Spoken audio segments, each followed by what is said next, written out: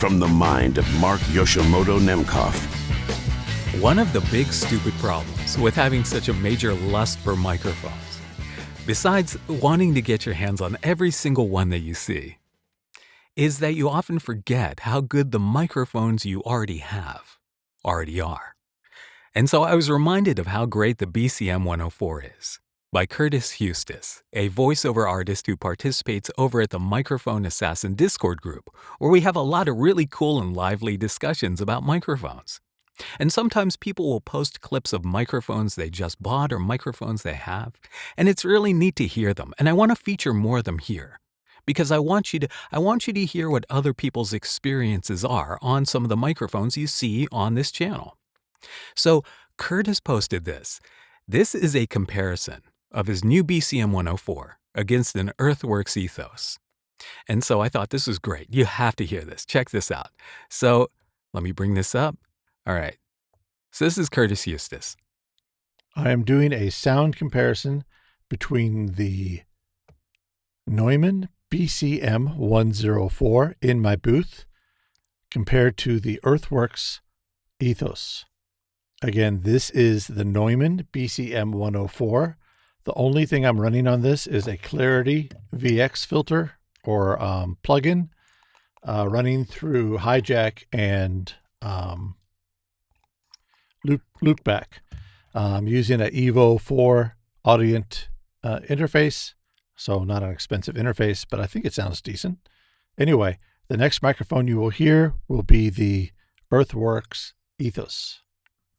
Okay, now you're hearing the Earthworks Ethos. The Earthworks Ethos in my sound booth. Comparing it to the Neumann BCM-104. This is, again, the Earthworks Ethos. And if I could pronunciate my words better, it might be easier to listen to. So, what do you think? This is the Earthworks Ethos. All right. So right away you can hear more of a congestion in the lows and low mids in the Ethos. So let's go back. Let's just play a little bit here. Again, this is the Neumann BCM-104. Comparing it to the Neumann BCM. This is, again, the Earthworks Ethos. Again, this is the Neumann BCM-104. This is, again, the Earthworks Ethos. Okay, you can definitely hear more of a heaviness in the Ethos. And that was essentially a problem that I sensed with it.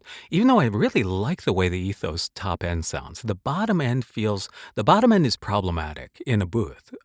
I think it would work better. I think the bottom end probably works better in a larger space than a booth, and you can definitely work with it. You'd have to trim it down, and it's not as lean as the BCM-104 has a beautiful broadcast bottom end. It just you feel the presence of it, but it doesn't feel like really weighty like this. This is, again, the Earthworks Ethos. Yeah. So, and again, this is the Neumann BCM-104. And you hear more of the mid-range. The Ethos is a little bit more of a V-shaped. Let me remove this so that you can. So it's more.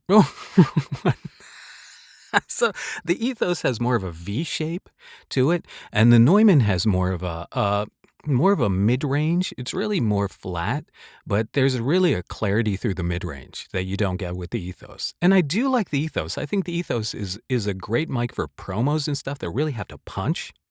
We can carve out a lot of that bottom end and use that top end. And also Curtis had the I asked him, he had the foam on. And so when you take the foam off the top of the Ethos, it thins it out a little bit more, makes it a little bit more brighter.